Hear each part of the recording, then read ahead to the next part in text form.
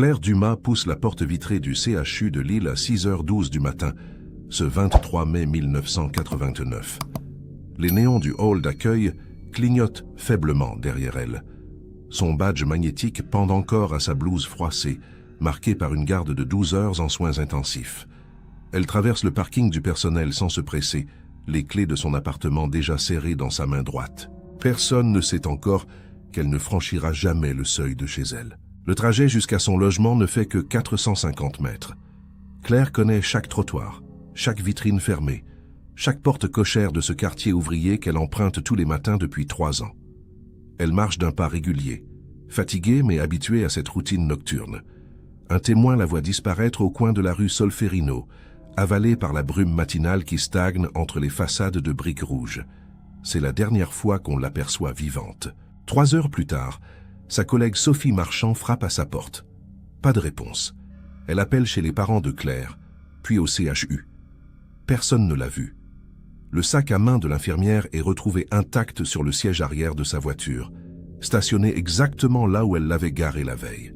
Son badge magnétique a pourtant été utilisé à 8h27, alors que plusieurs témoins affirment qu'elle avait quitté l'hôpital 2 heures plus tôt. Quelque chose ne colle pas. Mais pendant 27 ans, personne ne cherchera vraiment à comprendre pourquoi. Claire Dumas mène une existence sans histoire. Elle vit seule dans un studio du quartier Moulin, travaille avec sérieux et entretient des relations cordiales avec ses collègues. Aucune dette, aucun conflit, aucune liaison compliquée. Son ex-compagnon habite à Roubaix depuis leur séparation amiable 2 ans plus tôt. Ses parents, retraités à Armentières, la voient chaque dimanche. Rien dans sa vie ne laisse présager une disparition volontaire. Et pourtant, c'est exactement la conclusion que retiendra l'enquête initiale. Les premiers jours suivant sa disparition, la police interroge son entourage proche. Tous dressent le même portrait. Une femme discrète, fiable, un peu solitaire peut-être, mais sans zone d'ombre apparente. Les enquêteurs fouillent à son appartement et ne trouvent aucun indice de départ précipité. Ses vêtements sont rangés, son loyer payé d'avance, son passeport toujours dans le tiroir de sa table de nuit. Malgré ces éléments rassurants, l'affaire est classée sans suite au bout de 6 mois. Le dossier rejoint les archives du commissariat central, étiqueté « Disparition volontaire présumée ». Les années passent sans que personne ne rouvre le dossier. La famille de Claire continue de réclamer des investigations supplémentaires, mais leur demande se heurte à un mur administratif. Les témoins initiaux oublient progressivement les détails. Les collègues de Claire changent de service ou prennent leur retraite. Les pistes se refroidissent. Le nom de Claire Dumas devient une ligne dans un registre poussiéreux, un fantôme bureaucratique parmi des centaines d'autres affaires non résolues. Personne ne soupçonne que la vérité sommeille dans un sous-dossier oublié, attendant qu'une main curieuse la fasse remonter à la surface. En 2016, un archiviste nommé Thomas Leroux entreprend la numérisation des vieilles affaires criminelles pour les centraliser dans une base de données moderne. C'est un travail fastidieux qui consiste à scanner des milliers de pages jaunies, à vérifier la cohérence des classements, à recouper les références croisées. Le 13 octobre, il tombe sur une chemise cartonnée coincée derrière le dossier principal de Claire Dumas. Elle porte la mention « Annexe non classée », griffonnée au stylo rouge. À l'intérieur, 3 documents qui n'auraient jamais dû être séparés du dossier principal. Des documents qui vont tout changer. Avant de continuer cette histoire troublante, je vous invite à vous abonner à la chaîne si ce type de récit vous passionne. N'hésitez pas à liker cette vidéo et à me dire en commentaire dans quelle ville et à quelle heure vous regardez ce contenu. Cela m'aide énormément à comprendre mon audience. Votre soutien est précieux pour que je puisse continuer à vous raconter ces affaires oubliées qui méritent d'être connues. Maintenant, revenons à l'histoire de Claire et à ce que contenait ce mystérieux sous-dossier. Thomas Leroux pose la chemise cartonnée sur son bureau et l'ouvre avec précaution. Le papier craque sous ses doigts, fragilisé par 27 années d'oubli dans un placard humide. Le premier document est un rapport interne du CHU, daté du 24 mai 1989, soit le lendemain de la disparition de Claire. Il n'est signé par personne, ce qui en soi constitue une anomalie administrative majeure. Le texte fait état d'un incident de sécurité mineur, survenu dans la nuit du 22 au 23 mai, impliquant un accès non autorisé au vestiaire du personnel soignant. Le rapport mentionne qu'un individu non identifié a été aperçu par un agent de maintenance vers 5h45, soit 27 minutes avant que Claire ne quitte officiellement son service. Cet individu portait une blouse blanche et un masque chirurgical, ce qui lui permettait de se fondre facilement dans le personnel hospitalier. L'agent de maintenance n'a pas jugé utile de signaler l'incident immédiatement, pensant avoir affaire à un médecin de garde égaré. Ce n'est qu'en apprenant la disparition de Claire le lendemain qu'il a rédigé ce rapport resté sans suite. Thomas fronce les sourcils en lisant la dernière phrase du document. L'individu a été vu en possession d'un badge magnétique qu'il a utilisé pour accéder au parking souterrain réservé au personnel. Cette information n'apparaît nulle part dans le dossier principal. Elle contredit directement la théorie de la disparition volontaire, puisqu'elle suggère qu'une personne extérieure avait pris le contrôle du badge de Claire avant même qu'elle ne quitte l'hôpital. Pourquoi ce rapport n'a-t-il jamais été transmis aux enquêteurs? Qui a décidé de le classer à part et surtout, pourquoi? Le deuxième document est encore plus troublant. Il s'agit d'une transcription dactylographiée d'un appel téléphonique reçu par le standard du commissariat central le 26 mai 1989, 3 jours après la disparition. L'appelant, un homme dont la voix est décrite comme calme et posée, affirme avoir vu Claire Dumas monter à bord d'une Peugeot 205 gris métallisée près du marché de Oisem vers 6h30 le matin de sa disparition. Il donne même une partie de l'immatriculation, 59-ZK. L'opératrice note soigneusement les informations et promet de transmettre le message aux enquêteurs. Sauf que ce témoignage n'a jamais été versé au dossier officiel. Thomas vérifie 3 fois. Aucune mention de cet appel dans les procès-verbaux d'audition, aucune recherche effectuée sur cette immatriculation partielle, aucun complément d'enquête lancé suite à cette piste. La transcription porte un tampon reçu en bas de page, mais aucun tampon traité ou classé. C'est comme si le document avait été délibérément mis de côté, soustrait au regard des enquêteurs principaux. Thomas sent son pouce accélérer. Il ne s'agit plus d'une simple négligence administrative, mais d'une obstruction délibérée. Le troisième document achève de le convaincre qu'il tient entre les mains les preuves d'un dysfonctionnement grave. Il s'agit d'un formulaire d'incident interne jamais enregistré dans le système, daté du 23 mai à 14h30. Le formulaire indique qu'un collègue de Claire, le docteur Arnaud Berthier, s'est présenté spontanément au commissariat pour signaler qu'il avait vu l'infirmière s'entretenir discrètement avec une personne non identifiée dans le couloir des urgences vers 5h50, soit 22 minutes avant son départ officiel. La personne en question portait des vêtements civils et semblait insister pour que Claire le suive à l'extérieur.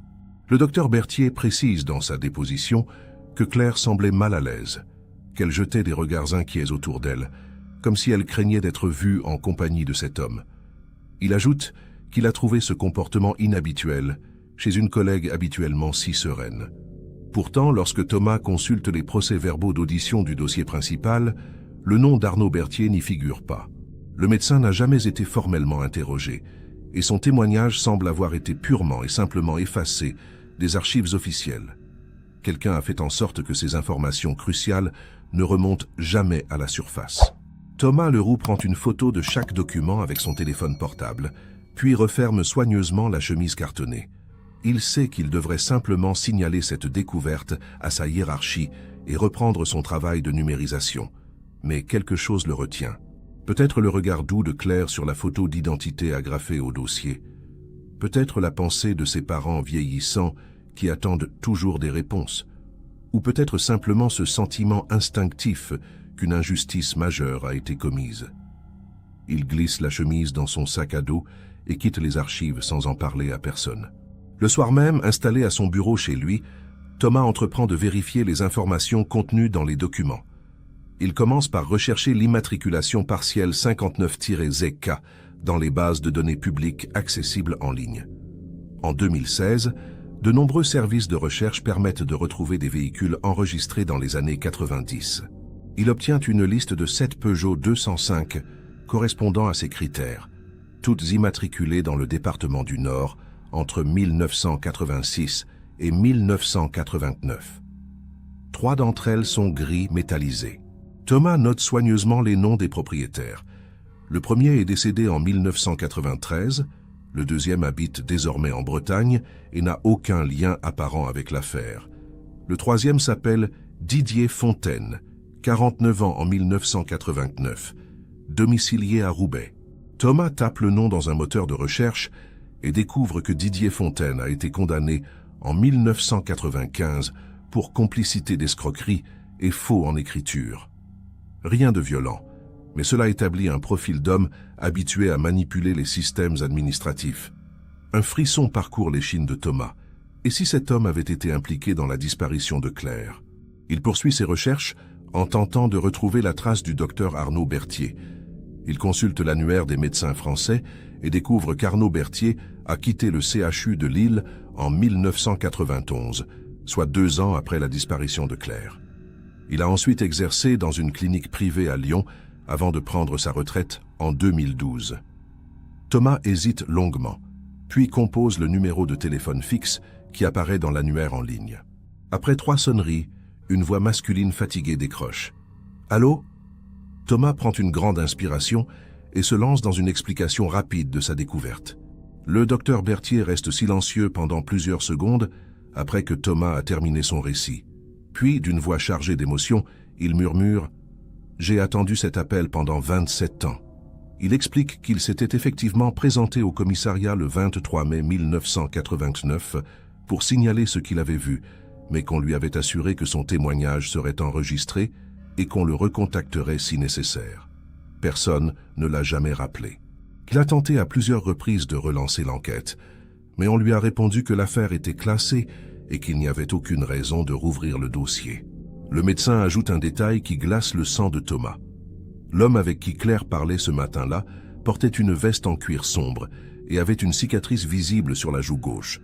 Je m'en souviens parfaitement, parce que j'ai trouvé étrange qu'un visiteur se trouve dans le service à une heure aussi matinale. Quand j'ai signalé ce détail au policier qui a pris ma déposition, il a noté quelque chose sur son formulaire, puis il a changé de sujet très rapidement, comme s'il voulait éviter d'approfondir cette piste. Arnaud Berthier marque une pause, puis demande d'une voix tremblante « Vous pensez qu'ils ont délibérément enterré mon témoignage ?» Thomas ne sait pas quoi répondre. Il remercie le docteur Berthier pour sa franchise et promet de le tenir informé de ses découvertes. Après avoir raccroché, il reste immobile devant son écran d'ordinateur, essayant de reconstituer mentalement la chronologie des événements. Une chose est désormais certaine, Claire Dumas n'a pas disparu volontairement.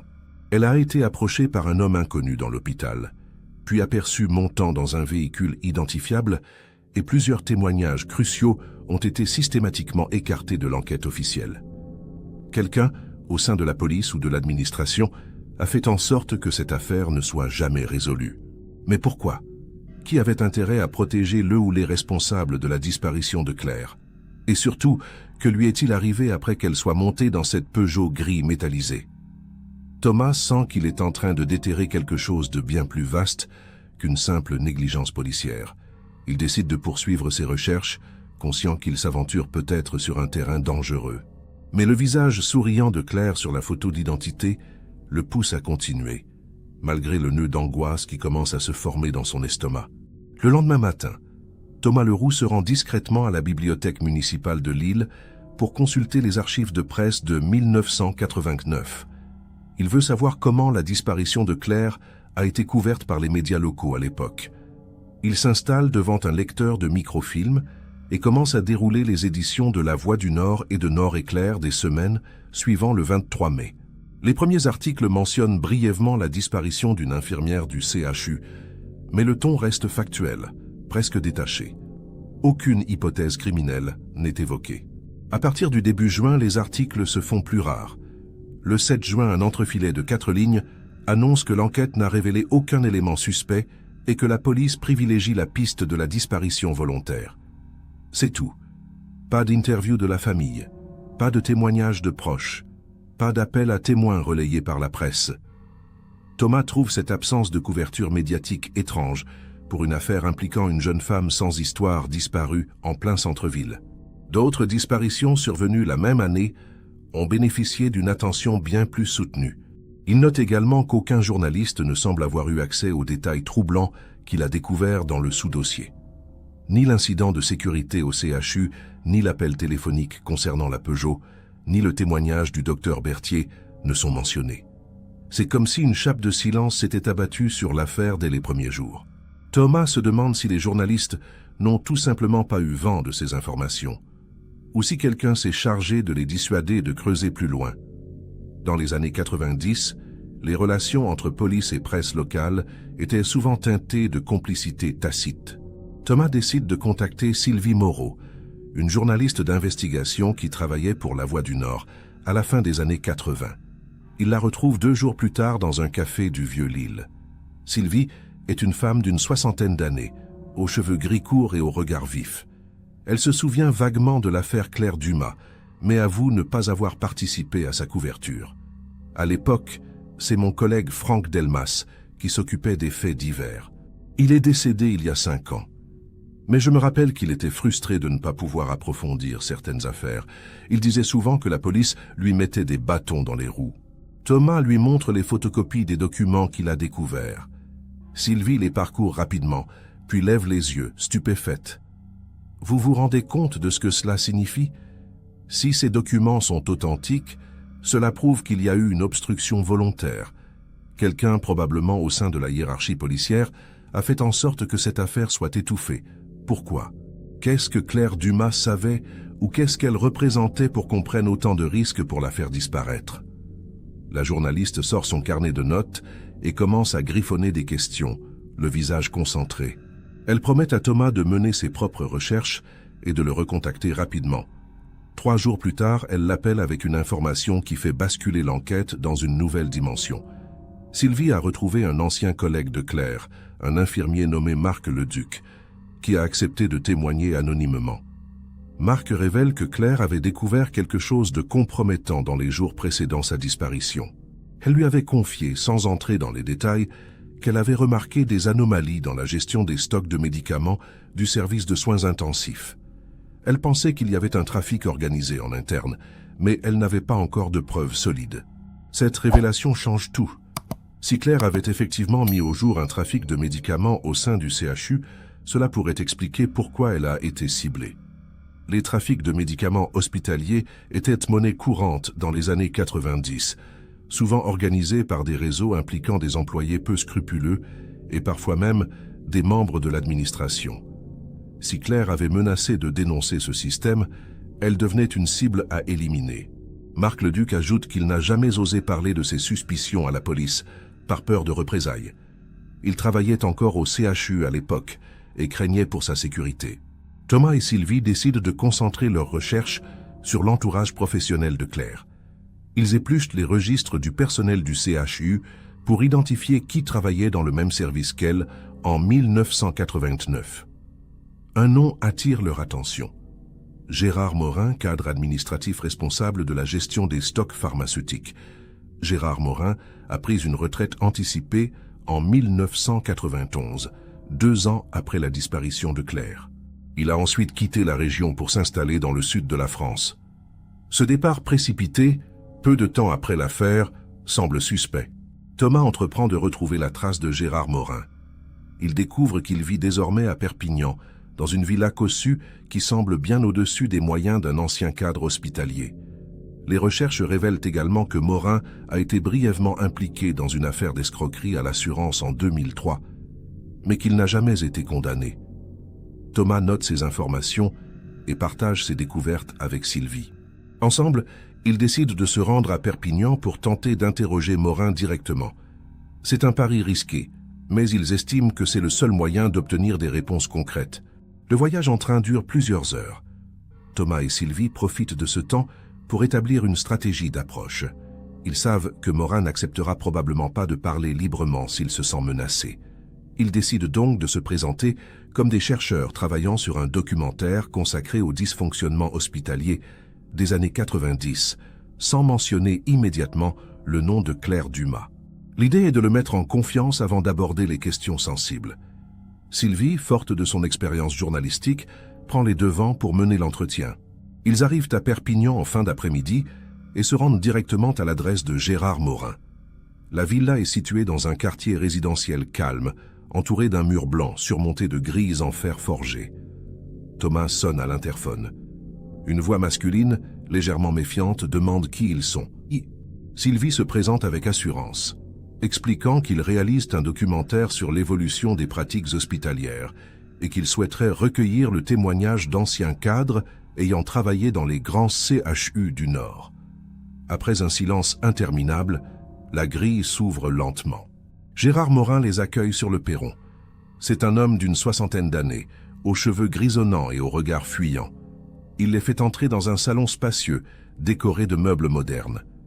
Dès les premières minutes de conversation, Thomas remarque que Morin semble mal à l'aise. Il répond de manière évasive aux questions de Sylvie, minimise son rôle au CHU et évite soigneusement de mentionner les années 89 et 90. Sylvie laisse passer quelques minutes, puis lâche comme par hasard « Vous souvenez-vous d'une infirmière nommée Claire Dumas qui travaillait dans votre service ?» Le visage de Gérard Morin se fige instantanément. Il détourne les yeux et marmonne qu'il ne voit pas de qui il s'agit. Mais Thomas voit bien que l'homme ment. Ses mains tremblent légèrement, et il se met à jouer nerveusement avec un stylo posé sur la table basse. Sylvie insiste doucement. « Claire Dumas, l'infirmière qui a disparu en mai 1989. Vous étiez responsable des stocks à cette époque. Vous ne vous souvenez vraiment de rien. » Morin se lève brusquement, prétextant qu'il doit prendre un appel urgent. Il leur demande de partir, le ton sec et sans appel. Thomas et Sylvie se retrouvent dehors, sur le trottoir, la grille refermée derrière eux. Ils échangent un regard entendu. La réaction de Morin confirme leurs soupçons. Cet homme sait quelque chose, et il est terrifié à l'idée que la vérité ressurgisse. Sylvie sort son téléphone et commence à prendre des notes. Il faut creuser son passé financier. Si Morin a bénéficié d'une somme d'argent importante après la disparition de Claire, cela pourrait établir un lien direct avec le trafic. Je vais contacter un confrère qui a des contacts dans les services fiscaux. Thomas acquiesce, mais il sent que le temps presse. En rentrant à l'hôtel, Thomas reçoit un appel du docteur Berthier. Le médecin semble bouleversé. Il raconte qu'il vient de recevoir la visite d'un homme qui s'est présenté comme un ancien enquêteur à la retraite. Cet homme lui a posé des questions très précises sur son témoignage de 1989 et semblait savoir que Thomas l'avait contacté récemment. Il m'a dit de ne pas me mêler de cette histoire, que c'était dangereux. Il m'a regardé droit dans les yeux et m'a dit « Certaines affaires sont enterrées pour de bonnes raisons. » Arnaud Berthier respire difficilement, la voix tremblante. « Je ne sais pas qui vous a envoyé, mais faites attention. Vous dérangez des gens puissants. » Thomas raccroche, le cœur battant. Il comprend maintenant qu'ils ne sont plus seuls dans cette enquête. Quelqu'un surveille leurs mouvements et tente de les intimider pour les faire reculer. Cela signifie qu'ils sont sur la bonne piste, mais aussi qu'ils courent un réel danger. Sylvie, en apprenant cette nouvelle, reste calme. Nous devons continuer. Si nous arrêtons maintenant, Claire ne sera jamais vengée, et ceux qui l'ont fait disparaître resteront impunis. Mais nous devons être plus prudents et éviter de nous exposer inutilement. Thomas hoche la tête, conscient que chaque pas supplémentaire les rapproche d'une vérité qui pourrait être explosive. De retour à Lille, Thomas et Sylvie décident de concentrer leurs efforts sur l'identification de l'homme à la cicatrice aperçu par le docteur Berthier. Ce détail physique distinctif pourrait être la clé pour retrouver celui qui a approché Claire le matin de sa disparition. Sylvie contacte un ancien policier devenu détective privé, Olivier Dubois, qui accepte de les aider discrètement. Olivier a travaillé au commissariat central dans les années 90 et connaît bien les rouages de l'administration judiciaire lilloise. Il promet de fouiller dans ses archives personnelles pour voir si un individu correspondant à cette description apparaît dans d'autres affaires de l'époque. 3 jours plus tard, Olivier rappelle Sylvie avec une information capitale. Il a retrouvé la trace d'un homme correspondant à la description du docteur Berthier. Yves Carpentier, petit délinquant local, connu des services de police pour des affaires de vol et de recel dans les années 80. Yves Carpentier porte effectivement une cicatrice visible sur la joue gauche, séquelle d'une bagarre survenue en 1983. Plus intéressant encore, Carpentier a été arrêté en 1987 pour complicité dans un trafic de médicaments analgésiques détourné d'une pharmacie hospitalière de Roubaix. Il a écopé d'une peine avec sursis et a disparu des radars après 1989. Thomas et Sylvie comprennent immédiatement l'importance de cette découverte. Yves Carpentier n'était pas un simple passant.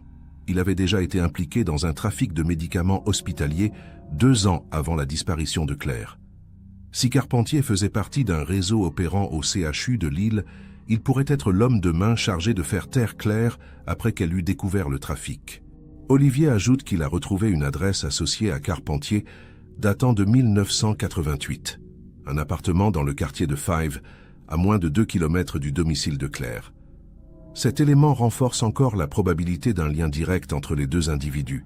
Sylvie décide de publier un article anonyme dans un blog d'investigation consacré au cold case français. Elle y détaille les éléments découverts dans le sous-dossier sans révéler l'identité de ses sources ni mentionner les noms complets des personnes impliquées. L'objectif est de susciter une pression publique suffisante pour que l'affaire soit officiellement rouverte. L'article est publié un vendredi soir et génère rapidement plusieurs milliers de vues. Dès le lundi matin, plusieurs médias régionaux reprennent l'information et demandent à la police de commenter ces révélations troublantes. La stratégie fonctionne. Le procureur de la République de Lille annonce qu'une enquête préliminaire sera ouverte pour vérifier la véracité des documents mentionnés dans l'article. Mais cette publicité soudaine a également des conséquences inattendues. Le soir même de l'annonce du procureur, Thomas reçoit un appel anonyme sur son téléphone portable. Une voix masculine, calme et froide, lui dit simplement « Vous devriez arrêter de fouiller dans cette histoire. Claire Dumas n'est plus là pour en parler, et ce serait dommage que vous subissiez le même sort. » Puis la communication est coupée. Thomas, glacé, rapporte immédiatement cet appel à Sylvie et à Olivier. Ce dernier conseille à Thomas de porter plainte pour menace et de prendre des précautions. Ne plus rentrer seul chez lui le soir, varier ses trajets, éviter de parler de l'affaire sur son téléphone portable. Thomas commence à ressentir le poids de la peur. Il réalise qu'il n'est plus un simple archiviste curieux, mais une cible potentielle pour des gens prêts à tout pour protéger leurs secrets. Pourtant, il refuse de reculer.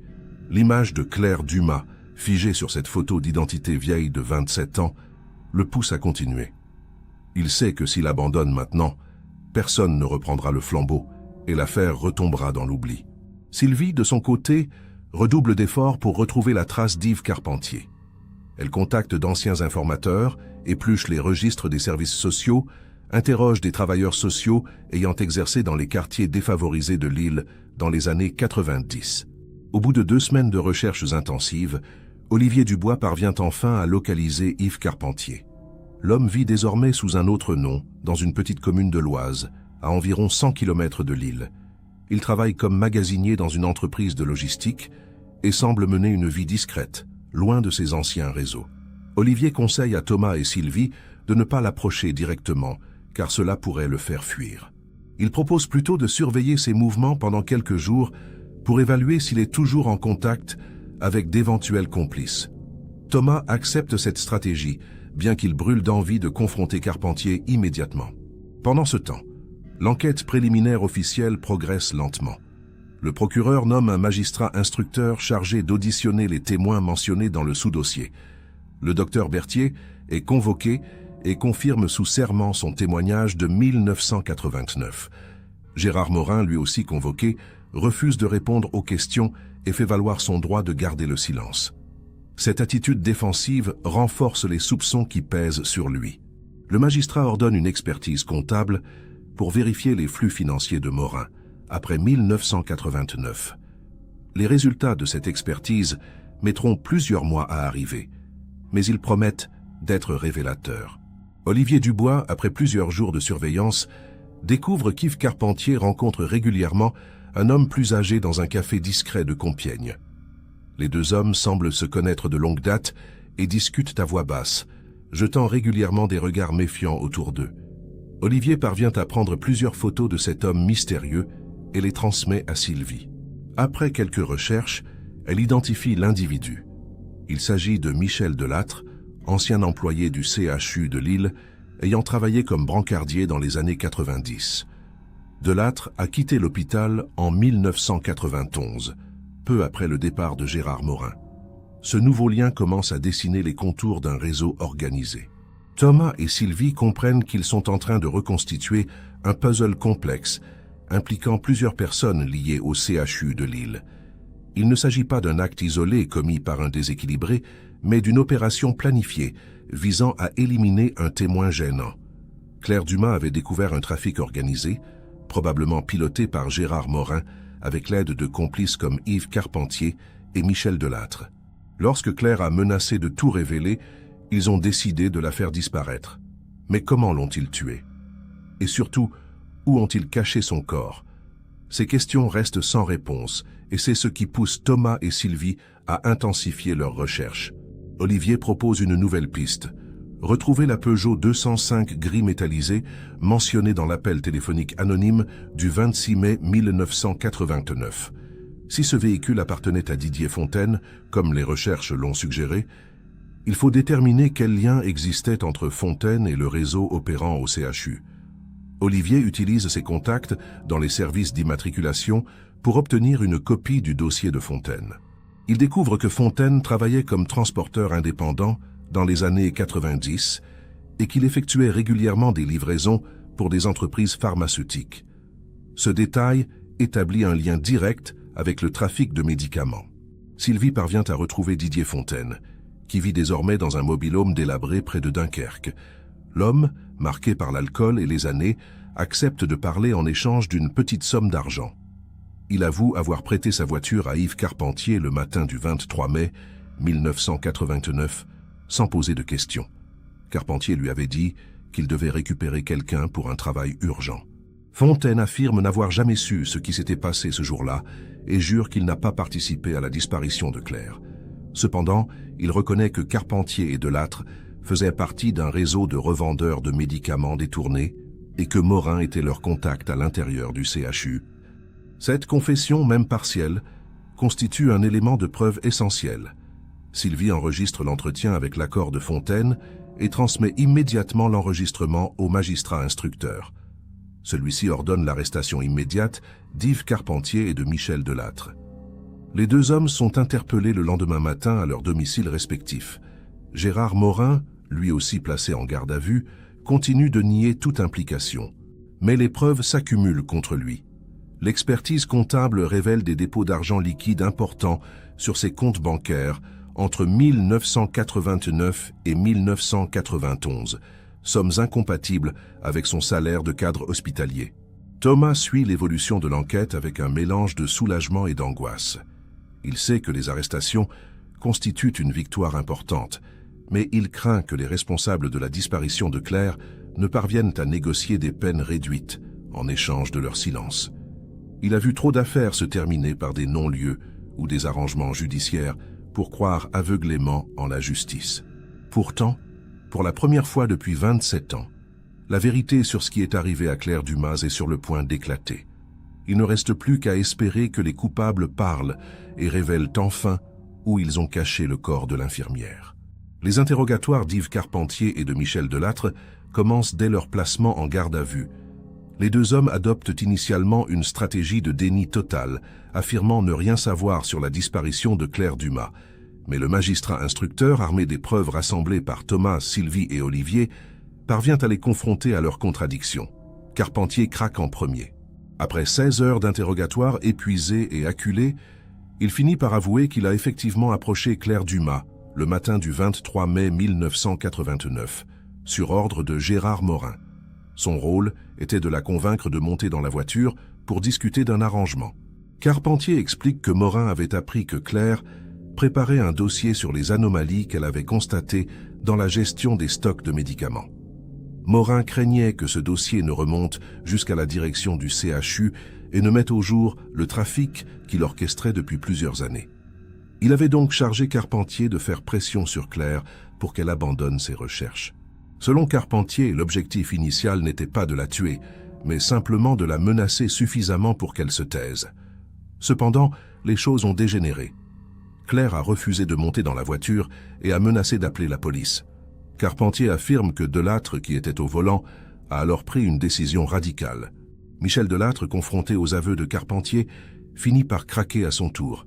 Il reconnaît avoir été présent ce matin-là et admet que la situation a échappé à leur contrôle. Selon sa version, Claire a tenté de s'enfuir en courant vers une rue passante, mais Delattre l'a rattrapée et l'a forcée à monter dans la voiture. Ils l'ont ensuite conduite dans un entrepôt désaffecté situé dans la zone industrielle de Ronchin, à quelques kilomètres de Lille. Là, ils ont tenté de négocier avec elle, lui offrant de l'argent en échange de son silence. Claire a refusé catégoriquement, menaçant de tout révéler dès qu'il la relâcherait. Delattre affirme que c'est à ce moment-là que Carpentier a pris peur. Les deux hommes se rejettent mutuellement la responsabilité de ce qui s'est passé ensuite. Carpentier accuse Delattre d'avoir frappé Claire violemment à la tête avec une barre métallique, tandis que Delattre affirme que c'est Carpentier qui a porté le coup fatal. Ce qui est certain, c'est que Claire Dumas est morte dans cet entrepôt, probablement dans les heures suivant son enlèvement. Les deux hommes ont ensuite dissimulé son corps dans un coffre métallique qu'ils ont enterré dans un terrain vague situé à proximité de l'entrepôt. Ils ont ensuite nettoyé les lieux et fait disparaître toute trace de leur présence. Le badge de Claire a été utilisé plus tard dans la matinée pour créer une fausse piste et retarder l'enquête. Le magistrat instructeur ordonne immédiatement des fouilles sur le terrain vague indiqué par les deux hommes.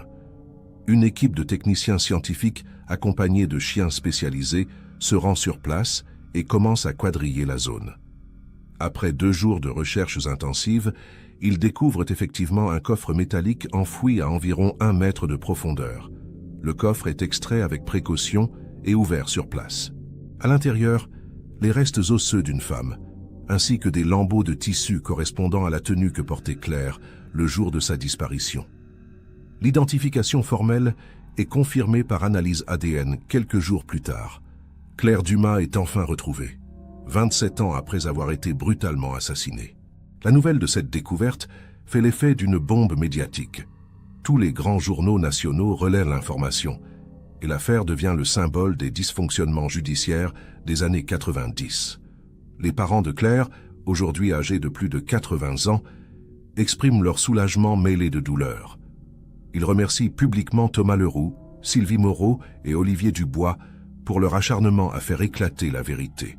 La mère de Claire, les larmes aux yeux, déclare devant les caméras « Pendant 27 ans, nous avons espéré qu'elle soit encore en vie quelque part. Aujourd'hui, nous savons qu'elle ne reviendra jamais, mais au moins, nous pouvons enfin lui offrir une sépulture digne. » Gérard Morin, face à l'effondrement de ses complices et à l'accumulation des preuves, finit par passer aux aveux à son tour. Il reconnaît avoir orchestré le trafic de médicaments au CHU entre 1986 et 1991, détournant des milliers de boîtes d'analgésiques puissants pour les revendre à des réseaux de dealers. Il admet également avoir donné l'ordre à Carpentier et Delattre de faire taire Claire lorsqu'elle a commencé à poser trop de questions. Cependant, il nie avoir ordonné son meurtre, affirmant que ses complices ont agi de leur propre chef en la tuant. Le magistrat instructeur rejette cette version, estimant que Morin portait la responsabilité morale et pénale de l'élimination de Claire. L'enquête révèle également que plusieurs personnes au sein du CHU et de la police étaient au courant du trafic, mais ont préféré fermer les yeux contre des avantages financiers ou par peur de représailles. Le rapport interne jamais signé, l'appel téléphonique jamais traité, le témoignage du docteur Berthier ignoré, toutes ces négligences n'étaient pas le fruit du hasard, mais d'une volonté délibérée de protéger les responsables. Plusieurs fonctionnaires de police à la retraite sont convoqués pour s'expliquer sur leur rôle dans l'étouffement de l'affaire. Certains reconnaissent avoir reçu des pressions de leur hiérarchie pour classer le dossier rapidement, tandis que d'autres continuent de nier toute responsabilité. Thomas Leroux, devenu malgré lui le héros de cette affaire, est sollicité par de nombreux médias pour raconter comment il a découvert le sous-dossier oublié. Il accepte de témoigner, non par goût de la célébrité, mais pour rendre hommage à Claire et à toutes les victimes d'affaires classées trop rapidement. Il insiste sur le fait que des milliers de dossiers similaires dorment probablement dans les archives et que la justice a le devoir de les réexaminer.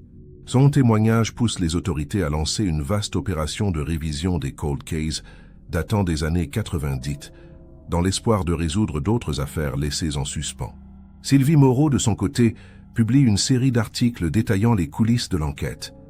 Elle met en lumière les difficultés rencontrées pour faire avancer le dossier, les menaces reçues et le courage dont ont dû faire preuve tous ceux qui ont participé à la recherche de la vérité. Son travail est salué par la profession journalistique et lui vaut plusieurs prix d'investigation.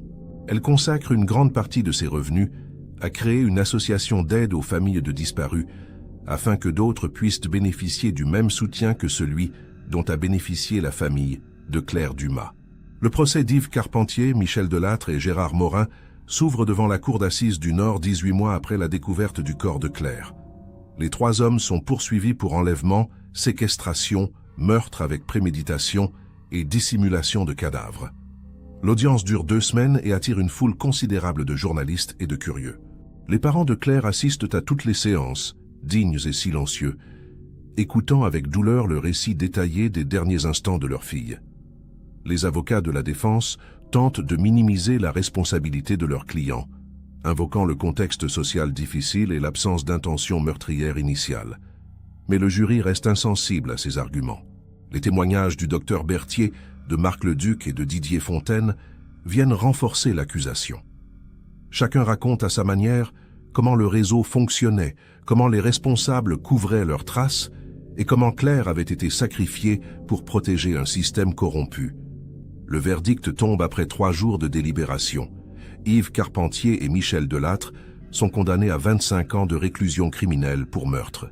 Gérard Morin, reconnu coupable de complicité de meurtre et d'organisation criminelle, écope de 20 ans de prison. Les peines sont lourdes, mais elles ne ramèneront jamais Claire à la vie. Thomas, présent dans la salle lors du verdict, ressent un mélange de satisfaction et de tristesse. Justice a été rendue, mais au prix de 27 années de souffrance pour la famille de Claire. Il pense à tous ceux qui, comme lui, pourraient un jour tomber sur un sous-dossier oublié et décider de ne pas fermer les yeux. Il espère que son exemple inspirera d'autres archivistes, d'autres journalistes, d'autres citoyens à se battre pour la vérité, même quand celle-ci semble enterrée depuis des décennies. Car c'est finalement cela, le sens de cette histoire. La vérité finit toujours par refaire surface, à condition que quelqu'un ait le courage de la chercher. Après le procès, la vie reprend lentement son cours pour tous ceux qui ont été impliqués dans cette affaire. Thomas Leroux retourne à son poste d'archiviste, mais il ne voit plus jamais son travail de la même manière.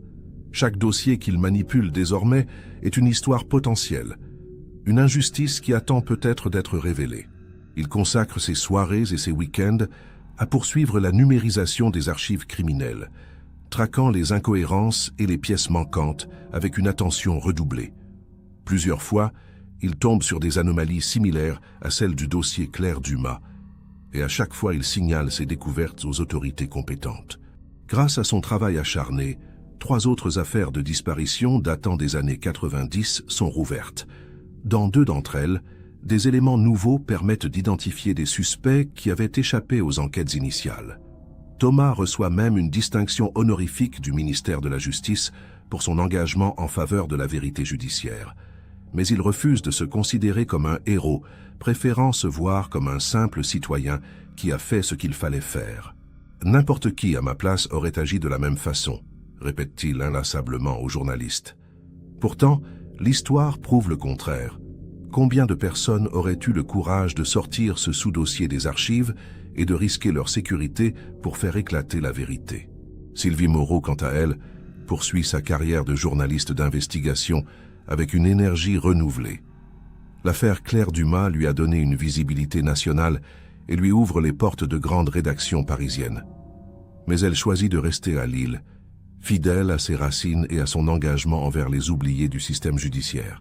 Elle continue de publier des enquêtes fouillées sur les dysfonctionnements institutionnels, dénonçant les compromissions et les arrangements qui permettent aux coupables d'échapper à la justice. Son association d'aide aux familles de disparus compte désormais plusieurs centaines de membres et a permis de faire avancer une dizaine de dossiers jusque-là bloqués. Les parents de Claire, malgré leur âge avancé, retrouvent une forme de paix intérieure après la condamnation des assassins de leur fille. Ils organisent des obsèques dignes, auxquelles assistent plusieurs centaines de personnes, dont beaucoup ne connaissaient Claire que par l'histoire de sa disparition. Le père de Claire prononce un discours émouvant dans lequel il remercie tous ceux qui ont refusé de laisser l'affaire sombrer dans l'oubli. Claire n'était pas seulement notre fille, elle était une femme courageuse qui a refusé de fermer les yeux devant l'injustice. En cela, elle est morte en faisant ce qui était juste. Nous espérons que son sacrifice ne sera pas vain et qu'il inspirera d'autres personnes à se battre pour la vérité. Olivier Dubois, le détective privé qui a joué un rôle clé dans l'identification des suspects, décide de se consacrer exclusivement au cold case. Il crée un cabinet spécialisé dans la réouverture d'affaires anciennes et reçoit rapidement de nombreuses sollicitations de la part de familles désespérées. Son expérience et ses contacts dans les milieux policiers en font un enquêteur redoutable, capable de déterrer des informations que d'autres auraient manquées. Il travaille désormais en étroite collaboration avec l'association de Sylvie, offrant ses services bénévolement aux familles qui n'ont pas les moyens de financer des investigations privées. L'affaire Claire Dumas a également des répercussions institutionnelles majeures. Le ministère de la Justice lance une commission d'enquête parlementaire pour examiner comment un tel dysfonctionnement a pu se produire et perdurer pendant 27 ans. La commission auditionne des dizaines de témoins, dont plusieurs anciens policiers et magistrats impliqués dans l'enquête initiale. Certains reconnaissent avoir commis des erreurs, d'autres persistent à nier toute faute. Mais le rapport final de la commission est sans appel. Des pressions internes et externes ont bel et bien été exercées pour étouffer l'affaire, et plusieurs responsables ont manqué à leur devoir déontologique. Suite à ce rapport, plusieurs réformes sont mises en place pour éviter que de telles situations ne se reproduisent. Un nouveau protocole de traitement des disparitions suspectes est instauré, imposant des vérifications croisées et une traçabilité stricte de tous les documents liés à l'enquête. Un service indépendant de révision des cold cases est créé au sein du ministère de l'Intérieur, chargé de réexaminer systématiquement toutes les affaires classées sans suite depuis plus de 15 ans. Enfin, une ligne téléphonique anonyme est mise en place pour permettre aux témoins de signaler des dysfonctionnements dans le traitement d'affaires criminelles sans craindre de représailles. Thomas reçoit régulièrement des lettres de familles de disparus qui le remercient d'avoir donné de l'espoir à tous ceux qui attendent encore des réponses.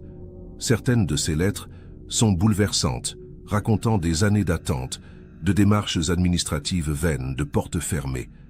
Thomas répond à chacune d'entre elles, offrant des conseils pratiques et encourageant les familles à ne jamais abandonner. Il sait que toutes les affaires ne pourront pas être résolues, mais il croit fermement que chaque tentative mérite d'être faite. La justice a besoin de temps, mais elle finit toujours par arriver, écrit-il à une mère dont le fils a disparu 20 ans plus tôt. Le CHU de Lille, quant à lui, doit faire face aux conséquences de la révélation du trafic de médicaments qui s'était déroulé en son sein pendant des années. Une enquête interne révèle que les contrôles étaient largement insuffisants dans les années 90 et que plusieurs employés avaient signalé des anomalies sans que cela ne donne lieu à des investigations approfondies. La direction présente ses excuses publiques à la famille de Claire et met en place un système de contrôle renforcé pour prévenir tout détournement futur. Un mémorial discret est installé dans le hall d'accueil de l'hôpital, rappelant le sacrifice de Claire Dumas et l'importance de l'intégrité professionnelle. Yves Carpentier et Michel Delattre purgent leur peine dans des prisons différentes. Carpentier, rongé par la culpabilité, finit par demander à rencontrer les parents de Claire pour leur présenter ses excuses. La rencontre a lieu en présence d'un psychologue pénitentiaire et dure moins d'1 heure. Carpentier pleure abondamment, reconnaissant qu'il a détruit une vie innocente par lâcheté et cupidité. Le père de Claire écoute en silence, puis se lève sans un mot et quitte la salle. Il dira plus tard qu'il ne pouvait pas pardonner, mais qu'il espérait que Carpentier trouverait un jour la paix intérieure en assumant pleinement ses actes. Gérard Morin, lui, ne montre aucun signe de remords. En prison, il continue de clamer son innocence et affirme avoir été le bouc émissaire d'un système corrompu plus vaste.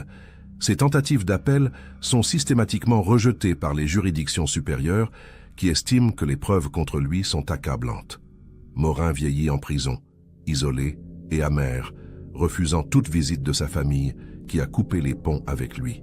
Son nom reste associé à l'une des affaires criminelles les plus sordides de la région Nord, et il ne connaîtra jamais la réhabilitation qu'il espérait. 10 ans après le procès, Thomas Leroux accepte de participer à un documentaire télévisé consacré à l'affaire Claire Dumas. Il y raconte en détail comment il est tombé sur le sous-dossier oublié et comment cette découverte a changé sa vie. Le documentaire inclut également des interviews des parents de Claire, de Sylvie Moreau, d'Olivier Dubois et du docteur Berthier. Il retrace toute l'histoire, depuis la disparition en 1989 jusqu'au procès et aux réformes institutionnelles qui ont suivi. Le documentaire est diffusé en prime time sur une chaîne nationale et rencontre un immense succès d'audience, prouvant que l'histoire de Claire continue de toucher le public français. Claire Dumas n'est plus une simple ligne dans un dossier poussiéreux. Elle est devenue le symbole de toutes les victimes oubliées. de tous ceux dont la disparition n'a jamais été réellement prise au sérieux. Son histoire rappelle que derrière chaque affaire classée se cache une vie interrompue, une famille brisée et une vérité qui attend d'être révélée. Grâce à l'obstination de quelques individus qui ont refusé de détourner le regard, Claire a enfin obtenu justice. Et c'est peut-être là le véritable enseignement de cette histoire. La vérité ne disparaît jamais vraiment. Elle attend simplement que quelqu'un ait le courage de la chercher. 27 ans après sa disparition, Claire Dumas repose enfin en paix dans le caveau familial du cimetière d'Armentières. Sur sa tombe, une simple inscription. Claire Dumas, 1957-1989. Infirmière dévouée, morte pour avoir refusé le silence. Les parents de Claire viennent régulièrement se recueillir sur cette tombe, accompagnés parfois de Thomas Leroux ou de Sylvie Moreau. Ils parlent à leur fille, lui racontent comment sa mort n'a pas été vaine, comment elle a permis de changer les choses, comment d'autres familles ont retrouvé des réponses grâce à l'élan qu'elle a suscité. C'est leur façon de maintenir vivante la mémoire de Claire et de donner un sens à sa tragique disparition. L'affaire Claire Dumas restera dans les annales judiciaires françaises comme un exemple emblématique de dysfonctionnement institutionnel et de résilience citoyenne. Elle rappelle que la justice, aussi imparfaite soit-elle, peut encore fonctionner lorsque des individus ordinaires décident de ne pas accepter l'inacceptable. Thomas Leroux, Sylvie Moreau, Olivier Dubois, le docteur Berthier, aucun d'entre eux n'était prédestiné à devenir un héros. Pourtant, chacun à sa manière a contribué à faire éclater la vérité. Et c'est précisément ce qui rend cette histoire si puissante. Elle prouve que n'importe qui, à n'importe quel moment, peut changer le cours d'une affaire simplement en refusant de fermer les yeux. Les années passent, mais l'héritage de Claire Dumas continue d'inspirer. Des dizaines d'autres affaires anciennes ont été rouvertes grâce aux réformes institutionnelles mises en place suite à cette affaire. Des familles qui avaient perdu tout espoir ont enfin obtenu des réponses. Des coupables qui pensaient avoir échappé à la justice ont été rattrapés par leurs crimes. Claire n'est plus seule dans son combat posthume pour la vérité. Elle est rejointe par toutes ces autres victimes dont les histoires refont surface, arrachées au silence et à l'oubli par des archivistes curieux, des journalistes tenaces et des citoyens qui refusent d'accepter que certaines vies ne valent pas la peine d'être défendues.